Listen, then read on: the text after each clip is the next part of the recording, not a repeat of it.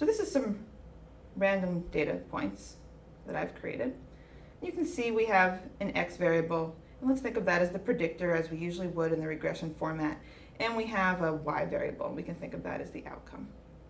And what I want you to think about as you look at this picture is how we might predict the mean of y given x. So it's the same question we've been asking ourselves all along as we talk about t-tests, as we talk about f-tests, as we talk about regression. Equivalently, as we talk about ANOVA. How can we best predict the mean of y given x?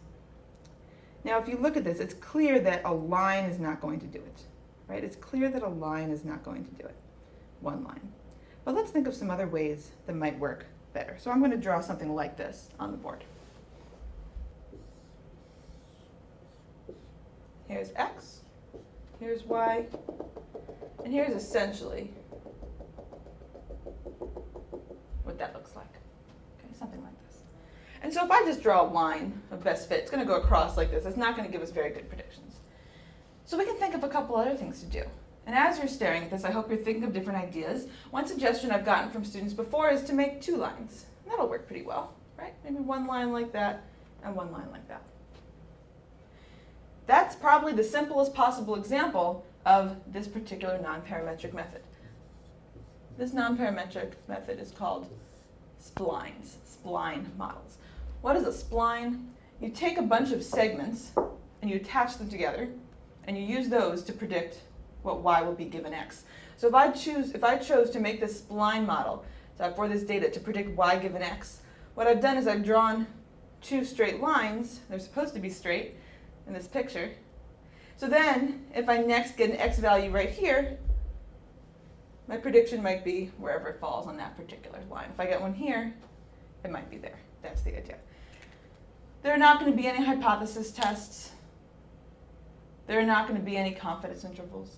There are not going to be any p-values. All they're going to be are predictions of y given values of x.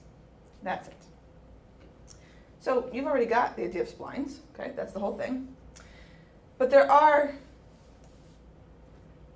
more complicated or better ways to do this. So if you look carefully at these points I've drawn, okay, this one is actually more like a curve than a line. And you can also have spline models where instead of a set of lines, you might have a set of curves. So maybe we want to model these points by drawing one curve like this, maybe a straight line like that, and another curve like that. That's totally fine too. And the way I've drawn this particular picture, that actually looks really good, right? Or maybe I want to, and that's a spline model as well, maybe I want to do even better. As you look at this, think about what I could do to make the residuals as small as possible. I could just connect all these dots, right? Now, as I connect these dots, I want you to think about what's the problem with just connecting these dots? What's the problem with just connecting these dots?